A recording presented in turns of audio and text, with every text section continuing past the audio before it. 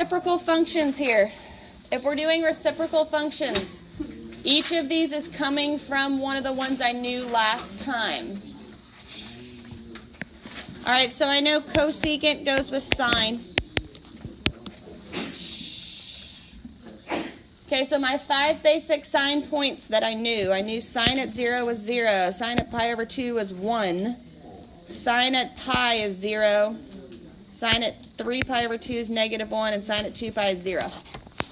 If I wanted to fill in the nice ones in between, I know in this first section it's going up in the positive direction, so I know it would go up to 1/2 before 1 and go back down to 1/2 before it gets back to 0.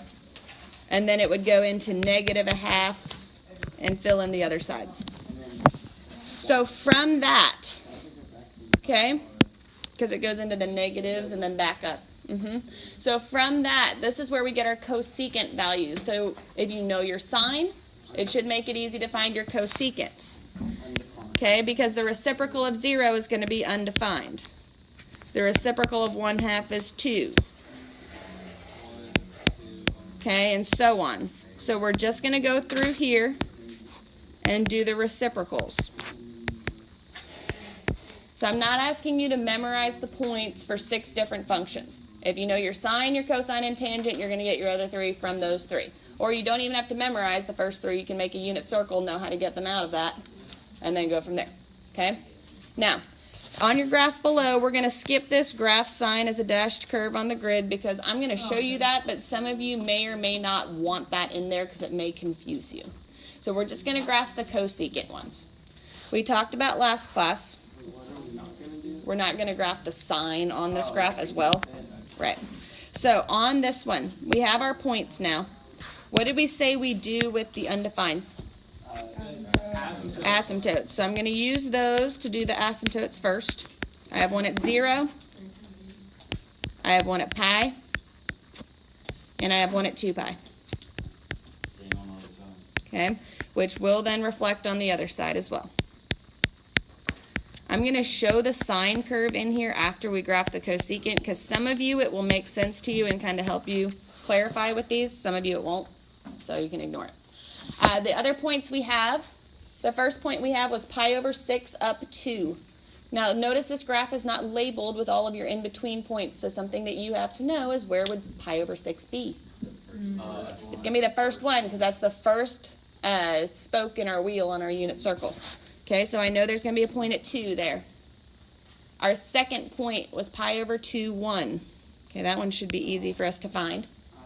Third one was 5 pi over 6 up 2. Where would we guess that one would be? It's going to be right before pi because it's going to be evenly spaced to the outside of pi over 2. Okay? Then we have an undefined one. And after that, where do our points go? Negative. Okay? So 7 pi over 6. 7 pi over 6 is the first one directly after pi. That's at -2. Okay, so that's that point. 3 pi over 2 is -1. And then the last one is 11 pi over 6, which if I remember my unit circle is the one directly before 2 pi, which will go there. Okay, what this is, these are all separate, kind of like your tangent ones. These are U shapes. Okay? When we reflect this, though, if we had to guess, what would be the one directly to the left of the y-axis now? Positive or negative? Negative, because it always goes every other one. They're not going to have a positive and then a positive, unless you're finishing a half of a positive U that you already have. So this one's going to go into the negative, so I know in the middle it's going to be at -1. And then closer to the asymptotes, it's going to be at -2. And then the final one on the left is going to be back to a +1. Okay, the ends of the graph should then tell us whether our cosecant is an odd or an even. Okay, this is going to be odd because the left side, both of them, are going up. The right side is going down, so opposite directions. Okay? What I would like for you to do after I show you the sine graph is flip to the back of this and then try to fill in as many of those blanks as you can from the graph. The more you practice finding those, the better. But just so you know, the way the two reciprocals work together, you don't have to draw this in if you don't want to. Some of you, this will make sense. But the sine graph basically fills the empty spaces in here. Okay? So there are reciprocals and they relate to each other like that. The sine fills in that empty space in between the cosecants. It connects the maximums and minimums that we have here too. So it's just something to recognize. It's like this for the sine and the cosine. The cotangent and tangent are related a little bit differently, but they are related, yes. Yes. I'll show you in a couple minutes. We'll get there. All right, so take a minute. On the back page here, okay, use your graph and fill in as many of those blanks as you can. All right, so on the back here, things that you have. First off, we kind of already talked about the period. The period of the function is 2 pi because it takes 2 pi to get a full positive and full negative picture of this thing, okay? The maximum is infinity in this case because it goes all the way up to the top. The minimum is negative infinity. Those are possible. There are no x-intercepts and no y-intercepts. Okay, we don't write 0, we write none, because if you say 0, that means it crosses at 0, okay? Vertical asymptotes, that's where we practice writing that notation where we say, where's one vertical asymptote? One of them is at pi, one of them's at 0. I always start at 0 if it's there, but you can put pi, that's fine. And then they happen every how often? Every pi, so plus or minus pi k. If you had put pi plus or minus pi k, that would be fine too. Domain. Anytime we have a domain like this where we have the asymptotes, we have to leave them out. So I'm going to say negative infinity to infinity, but x does not equal the vertical asymptotes. Now range. We need to talk about the range briefly on this one. The range is not negative infinity to infinity, and here's why. There is a big blank space in the middle of your graph, in the middle between the bottom U's and the top U's. If you tell me negative infinity to infinity, you're telling me your graph touches every point between negative infinity and infinity going up. So for the range, you do two separate sections with a U in the middle, okay?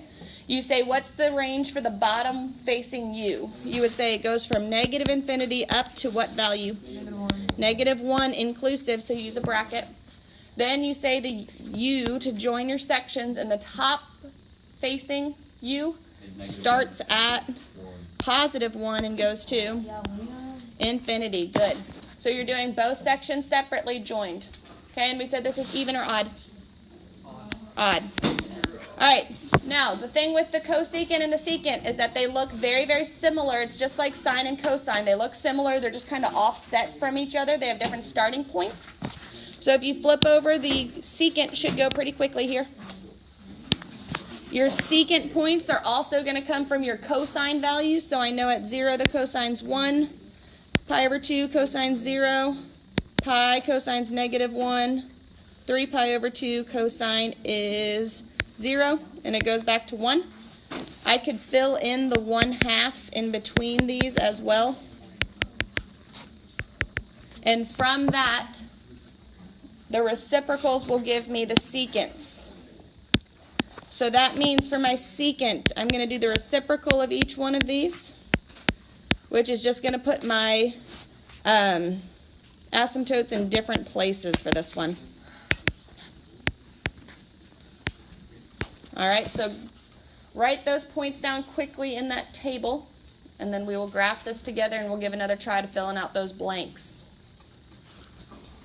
So the quiz will not have the blanks, right? Except for the domain.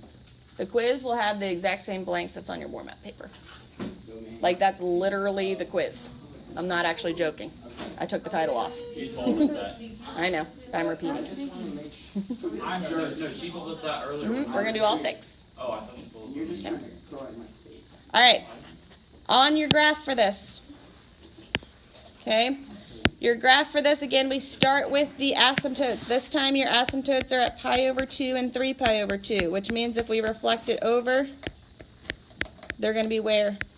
Negative pi over 2, negative 3 over 2. Negative pi over 2 and negative 3 pi over 2. These are going to be exactly the same as what they looked like on the cosecant graph. This one, your first point was 0 up 1. Your second point was pi over 3, 2. Where's pi over 3 going to be? The second line over, closest to pi over 2.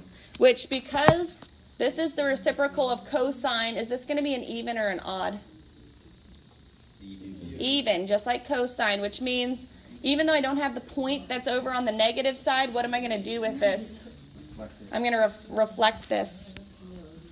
So I already know that's going to be the full upwards facing U there in the middle, which means over here at pi, these are going to be the negative ones.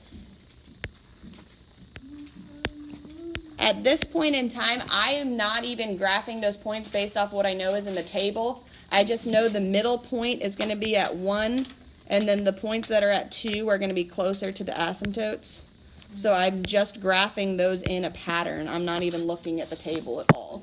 The table gives me enough to tell me where the positive ones and negative ones are, but I don't use that to finish out my graph at all. I just know the patterns of the points, really, which is sometimes easier than memorizing lots of values.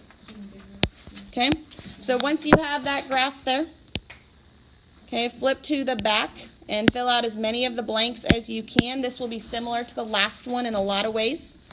If you are the type that understood where the reciprocals related to each other, the cosine would do the exact same thing in here and fill in the empty space in between them. You don't have to put that in there.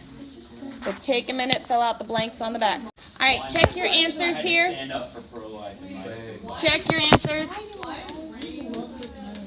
It's not, because I wrote it wrong.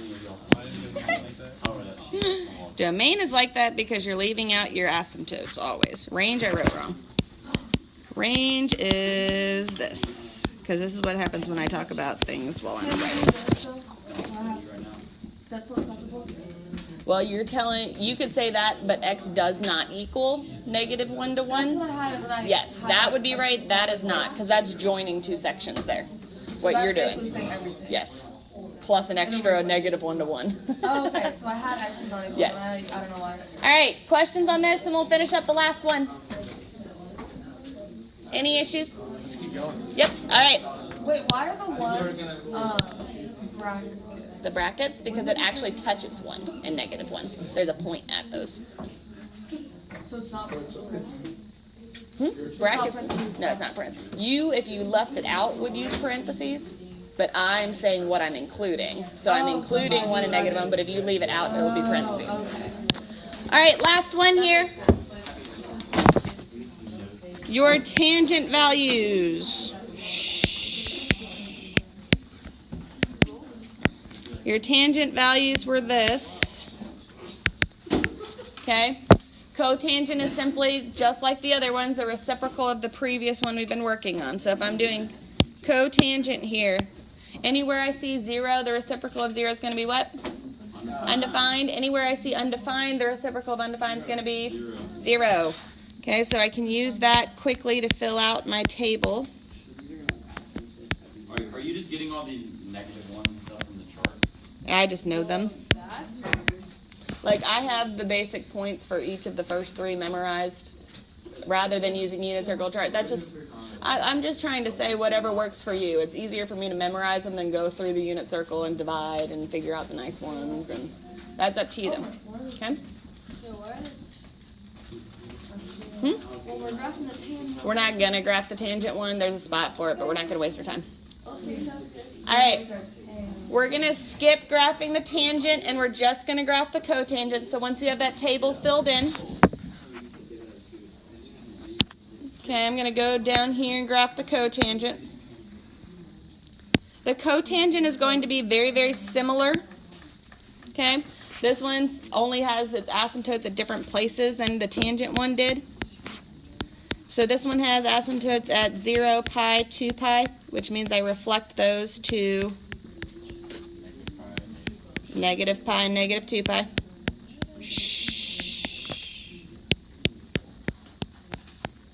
All right. When I graph the points I have for this one, remember that the pi over 4s, where do the pi over 4s fall? In between. In between. So if you need to mark them in here, mark them in here. Okay, those are the pi over 4s. They're 1.5. 1.5 blocks in between each of the big ones. If I were to graph the points that I have for these, okay, the first one at pi over 4, I have a point at 1. That's here.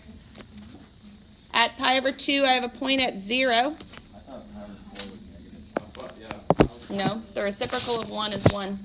No, pi over 4 you said it was negative. It should be positive 1. I thought I said 1. Like when you put it on the table, it would look like negative. I think it's just, I think I'm just drawing an arrow over to show the reciprocals. But anyway, this is how it should look. Oops, that's not negative 1. All right. What did this do to the tangent graph? It just flipped it. The tangent was doing an S-shaped curve going up to the right. This one is doing an S-shaped curve going down to the right. Okay? So it just flipped that S shape backwards. Okay, so in each of these, the middle point's going to be at 0, the left point's going to be up at 1, the right point's going to be down at -1. The biggest issue I see with the tangent and the cotangent ones is that when we go to the left side, some people want to reflect it over so that they're opposite directions going over the y-axis. They're not like that. Okay, they're exactly the same thing every time. They don't change direction when we flip over the y-axis. They just go over to the left and repeat the same thing. Is this odd? This would be odd, yes. Because if you're using the ends of it, the left side goes up, the right side goes down. If you're using the reflection, that first section is going to be positive, the left section is going to be negative. So the reciprocal of -1. -1. -1. Yes. All right, again, once you have this, flip to the back, fill in as many of the blanks as you can. We'll check those, and then we will be on to unit circles / anything else you need to do in the class time. All right, check these answers. This is our last one. What I'm going to bring out to you here is a practice for your quiz, if you would like to do that, so you can have that. Your homework for this is literally 3 questions on the next page. 1, 2, 3. Okay, it's just practicing the 3 of those. It's not much.